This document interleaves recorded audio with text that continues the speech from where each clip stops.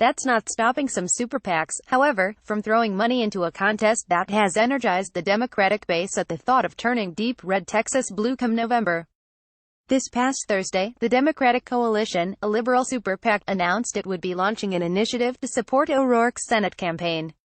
After the announcement, the congressman from Texas told CNN, "I'm not interested in the help of any PACs or super PACs, including this one." Scott Dworkin, the co-founder of the Democratic Coalition, isn't concerned that the candidate he supports is explicitly asking him not to get involved, and vows that his organization will push forward regardless. "Campaigns can say whatever they want, that's fine, but I mean, we get involved with whatever we want," Dworkin said.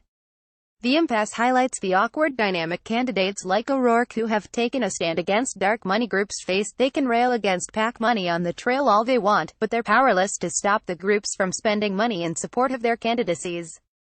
Under campaign finance laws, campaigns and super PACs aren't allowed to coordinate directly with each other.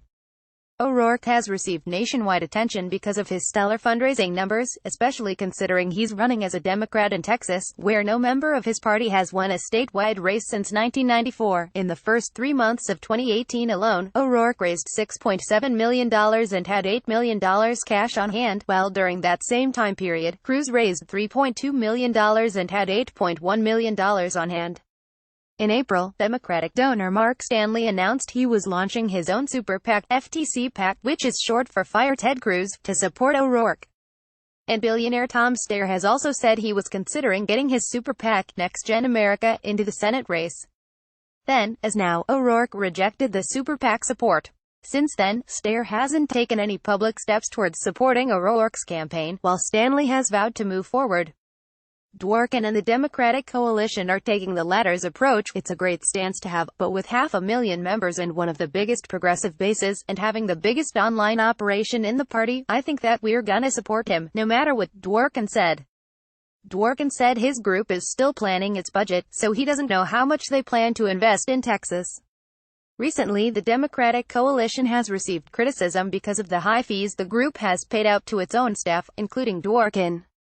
The group has launched a fundraising page for the race, laying out a three-pronged strategy that involves registering voters and getting Democrats to the polls, creating digital ads promoting O'Rourke and criticizing Cruz, and investing in opposition research against Cruz.